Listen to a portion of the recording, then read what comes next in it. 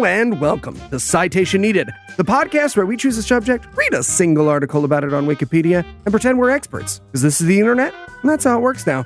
I'm Eli Bosnick, and I'll be the one behind the wheel tonight, but I'll need some folks to hang off the sides. First up, the wee and woo to my woo, Noah and... What? I'm more of like a... I see that. Nice. And given that you were on the fucking Iron Man sleep schedule when I met you, I feel like you're my woo, if anything. That's fair. That is fair. And also joining us tonight, a two-man emergency, if ever there was one, Tom and Cecil. Okay, being very fair to Cecil, I'm a one-man emergency. Cecil just bats a lot of cleanup. A lot. It's true. It's like an equal opportunity emergency every moment of his life. Averages out. Yeah. Before we begin tonight, I'd like to take a moment to thank our patrons. Patrons, without you, we'd have a financial hole in our hearts that only showing our butts on OnlyFans could fill. And if you'd like to learn how to join their ranks, be sure to stick around to the end of the show. And with that out of the way, tell us, Cecil, what person, place, thing, concept, phenomenon, or event will we be talking about today? Today we're going to talk about Freedom House Ambulance Service. And Tom, you found some folks with worse medical luck than yourself. Are you ready to break your neck like Scorpion on the record to prove him wrong? Get over here, Eli. I remember that. So tell us, Tom, It's a video game reference. I'm so proud of you. Somebody wrote it for him. Yeah. Yeah.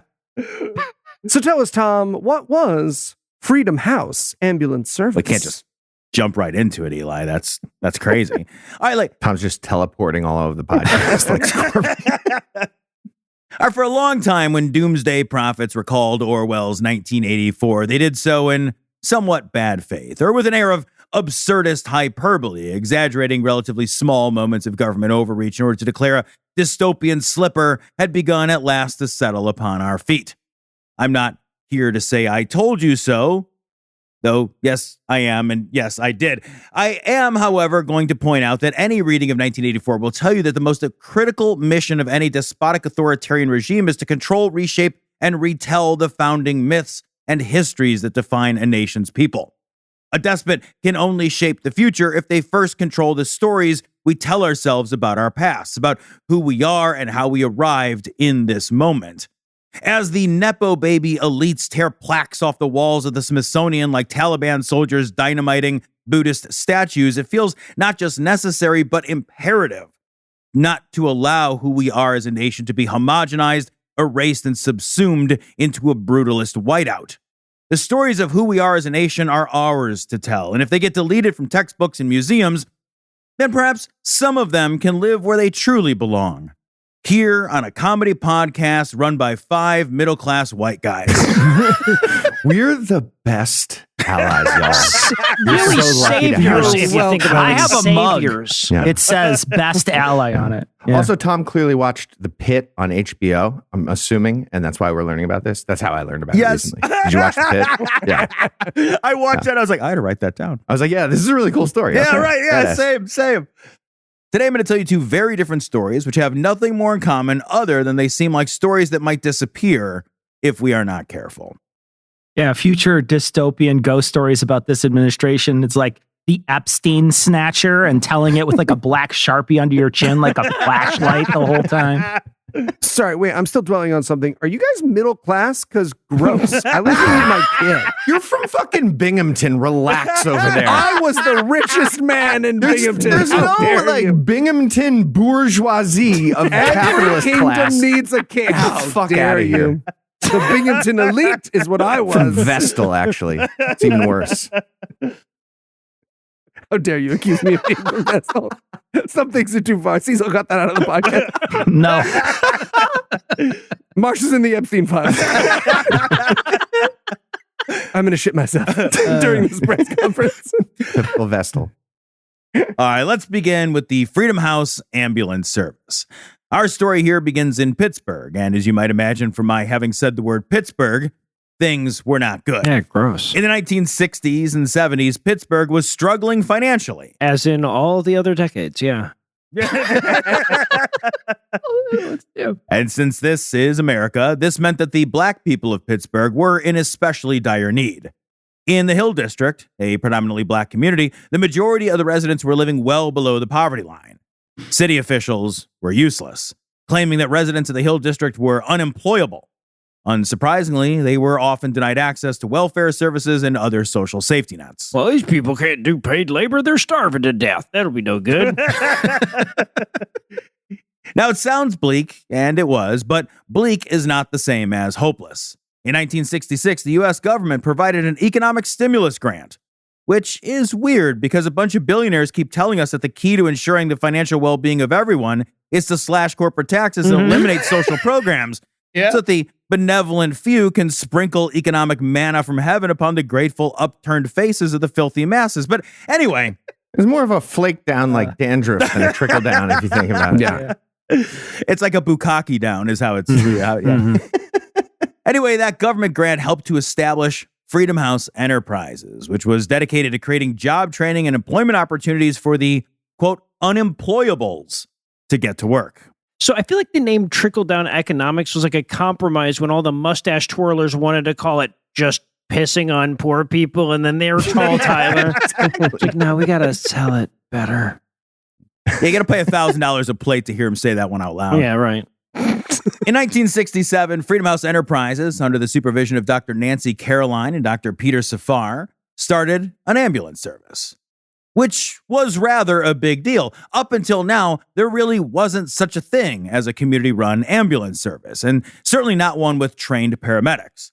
Now, this is partly because the very idea of a paramedic had just now been invented, and because up until now, ambulance services were a scattershot patchwork of for-hire services and catch-as-catch-can non-medical human-to-hospital delivery services. It was like Uber. It was like Uber for a while. In many communities, police would load the sick or injured in paddy wagons for transport. And in others, Racist. And this feels like a conflict of interest, at least, funeral homes provided emergency transport services. Come on. Yeah. Horizontal integration. That's cool. In either case, trained professional medical care was not part of the program. You're in the hearse, it's like, oh no, another stoplight and a flat. Hey, oh no. Hey, did you guys hear a siren from like, I don't know, an ambulance? We better pull over. We're going to pull over. We're going to let them pass wherever they are. So Doctors Caroline and Safar quickly gathered their first class of trainees, and in short order, they created the first paramedic training program, followed by the very first paramedics to staff their community ambulance service.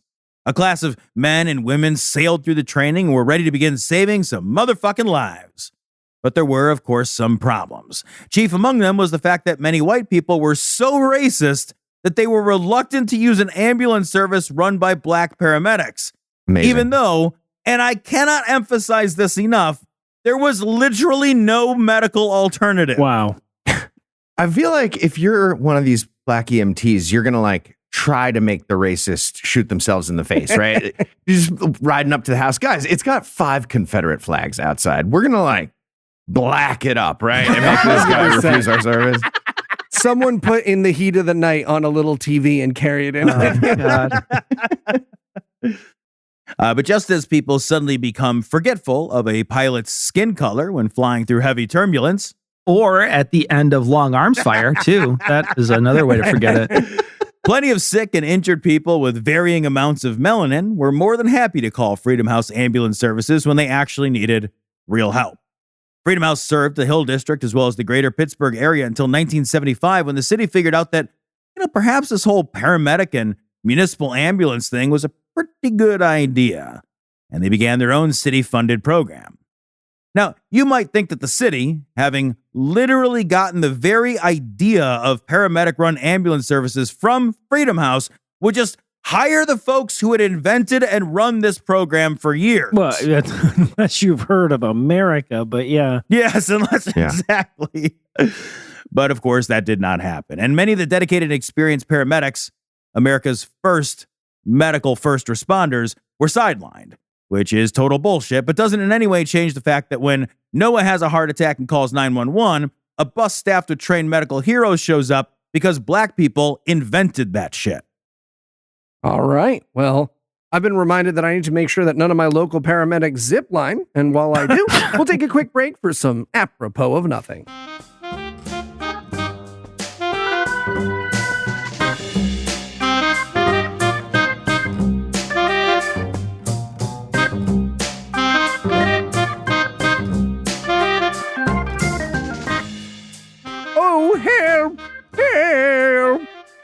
Emergency services, sir. Are you We're here okay? to help.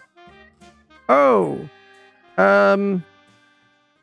sorry, you guys, the new ambulance thing everyone's talking about? That's right, sir. Yes. Mhm. You know what? I'm actually fine. You're fine. I was just having a little lie down.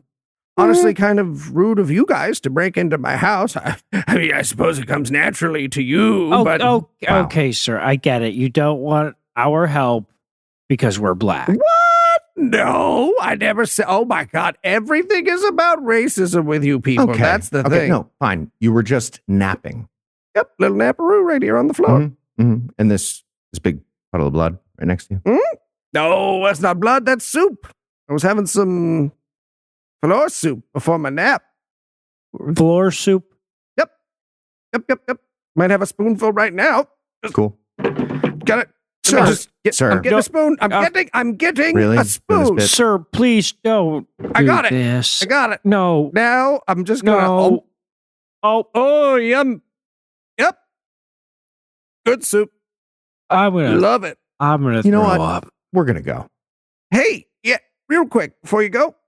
Yes, sir. If you know a white ambulance, will you tell them I fell down and then ate my own blood? Yeah, you got it, sir. We'll tell him.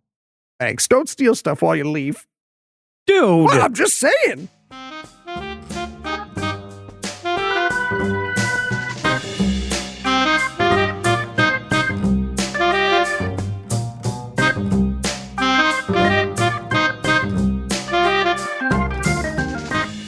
Hey, podcast listener.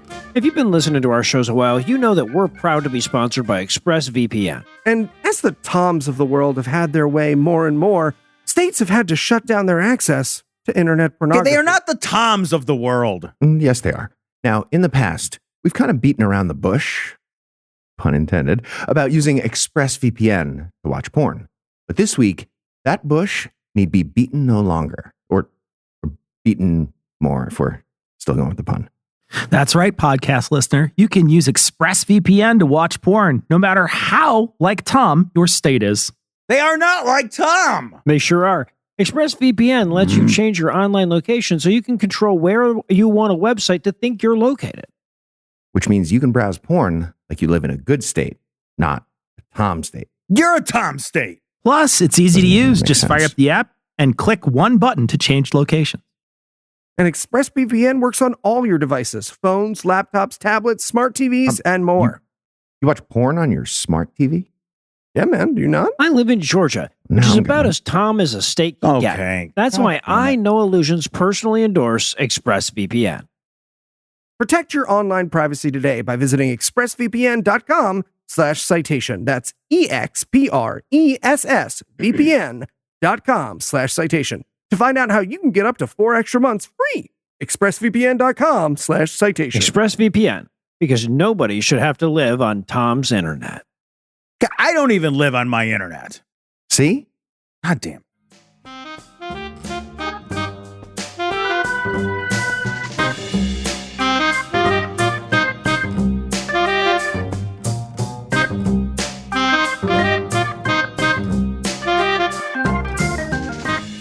And we're back. When we left off, Tom was surprised that black people invented something. Yikes, Tom. Wow. Big. I actually always assume that a person of color has invented something, and then I'm surprised when a white person does it. Jesus Christ. That's racist of I don't you. know. I quit the show. Last year, I did an episode of this very show about Amelia Earhart, who, if you'll recall, I had a bunch of sex with my great grandma. flew Like around a with bunch. Well, she flew around with a uterus. She got lost somewhere in the sky, crashed, and was maybe eaten by enormous and terrifying land crabs. I chose that story in part because I already knew some of the bare bones of the story. So do the crabs. That she gave my great grandma. And we've all probably heard of Earhart. Until today, however, I had never heard of Bessie Coleman. Don't believe him, listener. He wrote this several days ago. Who in 1921 became the first black and Native American woman to earn her pilot's license, a feat she managed to achieve 2 years before Earhart, who was probably too busy fucking Heath's great-grandmother to notice. Wow. Nice. 2 shots at Charlie Kirk in this episode when it really just takes one. 2 shots of penicillin for the crabs. Yeah. So my great grandma, she was a powerful woman, like stern, like sexually powerful, I would imagine. Why do you That is imagine- not a thing you Maybe should it should imagine. be in your imagination. Because it's really man. cool. Yeah, it's important. I'm back on your side for this part of the joke. Thank you. I don't know if that's good. If It's Eli joins rarely your good. side It's like very Brick holding a rarely grenade good. while you're doing a joke, I Run don't know now. if that's good. I think it's bad for everybody because there's a grenade. Bessie Coleman was born in 1892 to father George Coleman, who's black, as well as Cherokee or possibly Choctaw, and Susan Coleman, a black woman who had 13 total children and very likely no more goddamn patience. Bessie began her education when she was 6 years old, walking 4 miles to a segregated one-room schoolhouse where she excelled as a student, and by 12, she was accepted under scholarship to the Missionary Baptist Church School, where she also excelled. At 18, Coleman enrolled in the Oklahoma Colored Agricultural and Normal University in Langston, Oklahoma, but after 1 term, she ran out of money and was forced to return home. Yeah, I got a ticket in college and it turned me into a 9/11 truther. So I also know hardship. Like I get it. 100%. Yeah. All right, so I'm the only one who feels like the and normal is a pretty public dig at the ag department. It's like, we teach agriculture, but also normal shit like normal university stuff, right? You could come here. In case you're not a Math. farming pervert. At 23, Bessie and her brothers left Oklahoma for Chicago, working as a manicurist at a barber shop, and it was there that she first began to hear stories from soldiers returning from World War I of wartime aviation exploits and daring do, and Bessie became certain that she had to find a way to get up in the air herself. She took a second job as a restaurant manager at something Wiki refers to as a chili parlor.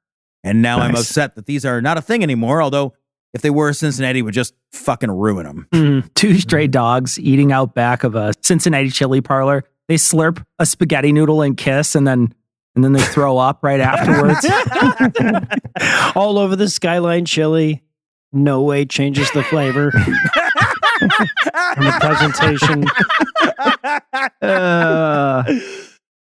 There was just one problem with Bessie's plan to save money for flight school.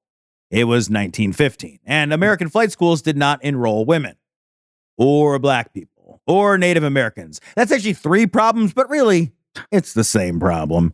Now, somehow, and the wiki does nothing to explain this, Bessie, the chili parlor manager and manicurist, gets the attention of the founder and publisher of the Chicago Defender, who encourages her to go to flight school abroad.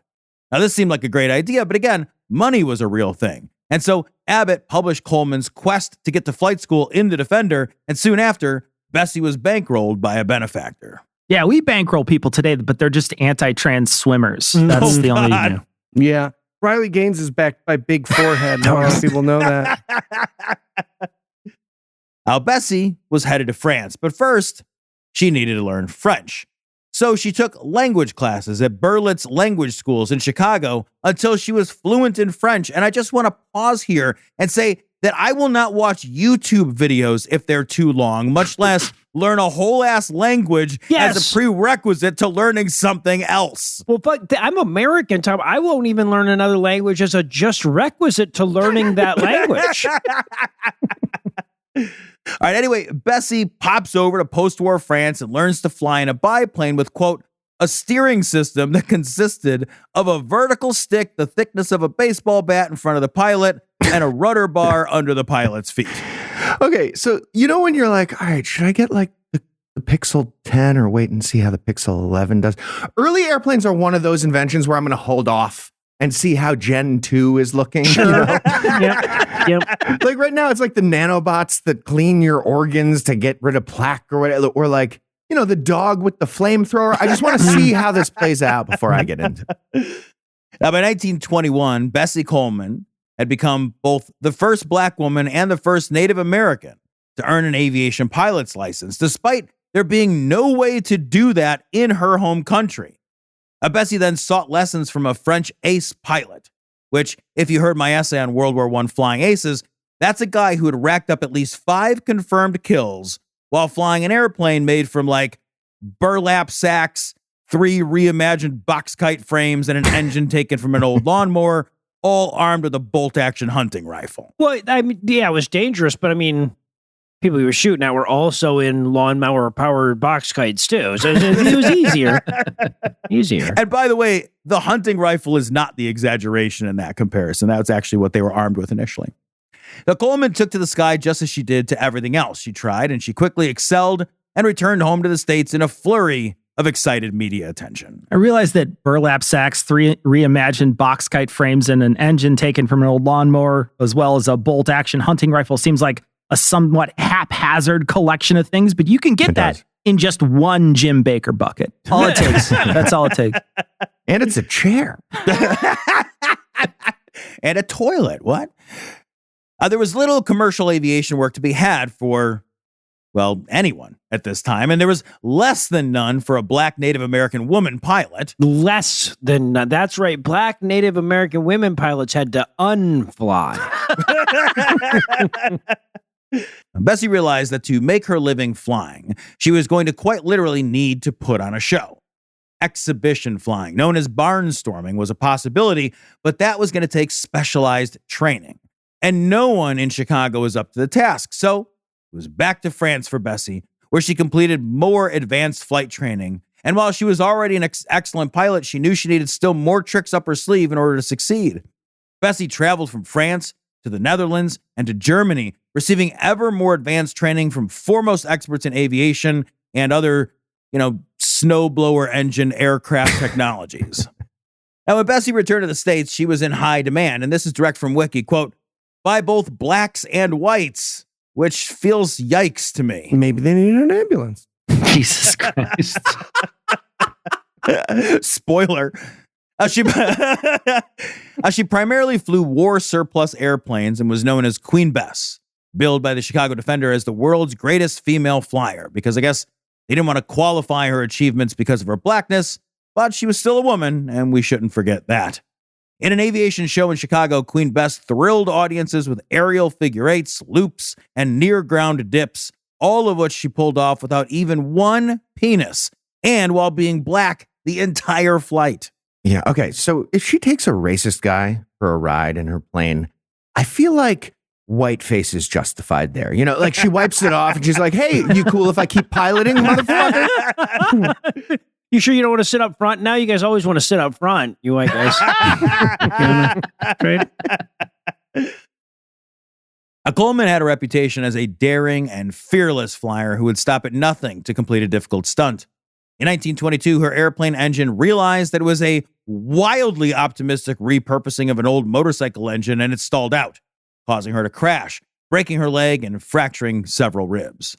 Despite her injuries, Bessie asked doctors to patch her up so she could make her next exhibition flight. But it was 1922, and doctors had just finished debating which of the humors paired best with red wine and leeches.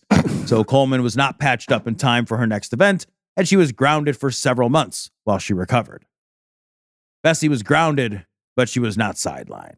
Bessie was keenly aware of her role and impact as a black aviator and began a tour speaking to audiences about her pursuit of aviation, but also about the experience of pursuing your goals and dreams as a black person in America. In one particularly memorable speech, Bessie laid out her sense of responsibility. Quote, the air is the only place free from prejudices. I knew we had no aviators, neither men nor women, and I knew the race needed to be represented along this most important line, so I thought it my duty to risk my life to learn aviation. She also refused to fly or participate in events that refused entry for black audiences, forcing some venues to change their attendance policies in order to secure a contract with the famous aviator. So committed to being a role model for her race, Coleman walked away from a potential film career. Having some contacts in the media, Bessie was offered a role in a feature-length film called Shadow and Sunshine. And at first, Coleman was excited. However, when she learned that the opening scene would depict her character in tattered clothes with a walking stick and a pack on her back, she backed out of the project. Quote, clearly, Bessie's walking off the movie set was a statement of principle. Opportunist though she was about her career, she was never an opportunist about race. She had no intention of perpetuating the derogatory image most whites had of blacks. Okay, I wasn't aware of that particular racism, but I think Kill Tony should bring back Black People Love Walking Sticks as a bit. I think now's the time. I think Kill Tony I'm done. What Bessie really wanted next was to secure enough money to buy her own plane and open a flying school. A school that would welcome all students who wanted to learn to fly, regardless of how uncomfortable that made people. But airplanes cost money, and Coleman was going to need help. Luckily, she met community activist Reverend Hill and his wife Viola while on a speaking tour in Orlando, Florida. And the pair offered to let Bessie live with her and help her open a beauty shop to earn extra money. And by 1926, she had saved enough to buy her own plane. Marking the last known historical instance of meeting a person in Florida ending well. That I'm aware of. Bessie Coleman bought a Curtiss JN-4, which this is the plane you think of when you think of a World War I era two-seater biplane. It had a maximum operating ceiling of about 6,000 feet and a top speed of 80 miles an hour. For its time, this plane was an icon. And it was also in Dallas, and Coleman was at this time in Jacksonville, Florida. So she asked her publicity agent and fellow pilot William Willis to fly it to her in Jax. On the way to Florida, the plane broke down 3 times due to mechanical issues. Understandably, Coleman's friends and family warned Bessie not to leave the bounds of earthly gravity to soar among the clouds in a machine only slightly more reliable than a Jeep Grand Cherokee. But Bessie would not be swayed. This was her plane and her dream. Yeah, no. Maybe I should hold out for a safer flying lawnmower, guys. This is good. No, absolutely not. This is what I'm using. On April the 30th, 1926, William Willis and Bessie Coleman took to the air with Willis in the pilot's seat and Coleman in the seat behind Willis. Aviation nerd moment. In the Curtiss JN-4, the pilot sat behind the passenger. Oh, sorry. Okay. Yeah, sorry. Sorry to be so stereotypically me, Tom. Please continue. No, that's fine. That's fine. I wish the wiki had given me some indication at all of that. All right, It's like Bessie a Rosa Parks scenario. Interesting. Bessie was unharnessed because she was planning a parachute jump the next day and she needed to be able to see over the side to look for a suitable landing spot. Oh, no. 10 minutes into the flight, the plane unexpectedly first began to dive, then to spin while 3,000 feet above the earth, hurling Coleman from the plane. Willis had no time to regain control of the plane, and the inexorable pull of gravity sucked the doomed airplane to the ground where it exploded. Willis and Coleman were both killed on impact. Fuck. Holy shit, Tom. This is the story you think needs to stay in the national memory? Well, maybe not the end. And then Rosa Parks, she stepped right off from the front seat. She got smashed by another bus right away. America, posterity. Jesus Christ. The fact that she Good died story. right after my pedantic correction makes me sound like more of an asshole, Tom. Damn. All right, but Coleman had made an impact, not only with the ground, Jesus Christ, Tom. Dude. but with America. Tom. Oh, yeah? You saved it, buddy. You good. Many well-known aviators and astronauts whose names I don't recognize, but that have their own Wikipedia pages, have cited Bessie Coleman as an inspiration.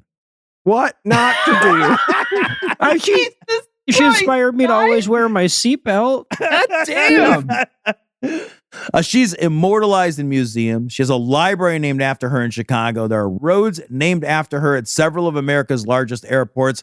She has her own stamp. She was inducted into the National Women's Hall of Fame as well as the National Aviators Hall of Fame. She has her own Barbie doll.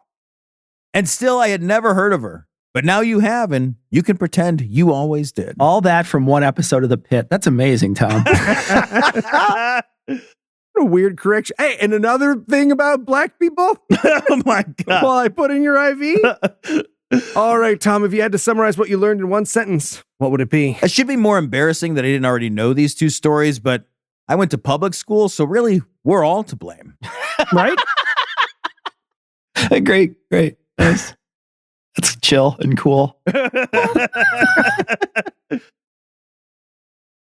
I am ready for the quiz. And are you ready for the quiz? I am ready for the quiz. Yes. All I'm right, glad you asked. Tom, Yes. barnstorming in Europe requires creativity with famous sites. What was the most difficult landmark barn she practiced on? Oh, A, boy. Versilo. B. Nice. Flownhenge. Or C. Bumpercropolis. Bumpercropolis. I'm a sucker for a good Cropolis, so I believe it's Bumpercropolis. There you go. C. Bumpercropolis. A gentlemanly question, Cecil. A gentlemanly question. Versilo is fucking perfect. Okay. So, Tom, what did I learn about dealing with racism in this Clearly country? Interesting. A, white people might stop being racist when the other option is death. They might. They might. Sometimes. Yes. Yeah. B, that means DEI has not gone far enough. C, we need an aggressive diversity, inclusion, and equity plan. Oh, there you go. Or DIE. Or D, we should create universal health care with a team of exclusively non-white medical personnel. Yes.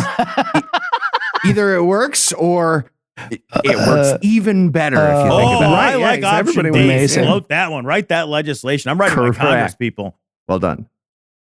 All right, Tom. Today you told us that it's very important we remember the first lady Native American black pilot who exploded right before our dreams came true. Who's your next essay going to be about? Is it A, first Chinese man to almost sail around the world before he got eaten by sharks? B, the First Nation throuple to die pretty close to the top of Mount Everest? Or C, my acting career? Oh, well, it's not C because it wouldn't fill our word count. So I think, I think it's a Chinese guy. You put the whole script of Fiddler on the Roof in there, it might make it. Whole page of just pigeons. It's like the whole thing. All right, I got one for you. Pages here, Tom. 3 through 5 ask if this is your card. Yeah, That's right. it. Just All right, so I got This one for czar you, guy Tom. seems okay. I don't know. What is the most racist airplane? oh boy. A, the White Flyer. B, the Bell Curve X1.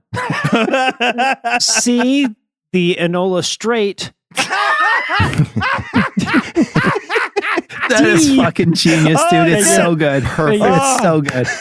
So D, good. the Grumman F-14 words Tomcat. Oh my God. Or E, Air Force One. Oh my God. Oh my God. Well, Amazing. I mean, it's actually E. That's sad. Oh, Yeah, I'm actually, sorry. a whole bunch of airplanes, they become the most racist airplane when he gets on. No, That's I'm how sorry. It works. was secret answer F, the Spirit of St. Louis, but I can see why you thought that. All right, Noah, you are this week's winner. Awesome, because I want a Heath essay next week. All right, well, for Noah, Heath, Tom, and Cecil, I'm Eli Bosnick. Thank you for hanging out with us today. We'll be back next week, and by then, Heath will be an expert on something else. Between now and then, you can listen to our other podcasts in all the podcast places. And if you'd like to help keep this show going, you can make a per-episode donation at patreon.com/citationpod, or leave us a 5-star review everywhere you can. And if you'd like to get in touch with us, check out past episodes, connect with us on social media, or check the show notes. Be sure to check out citationpod.com.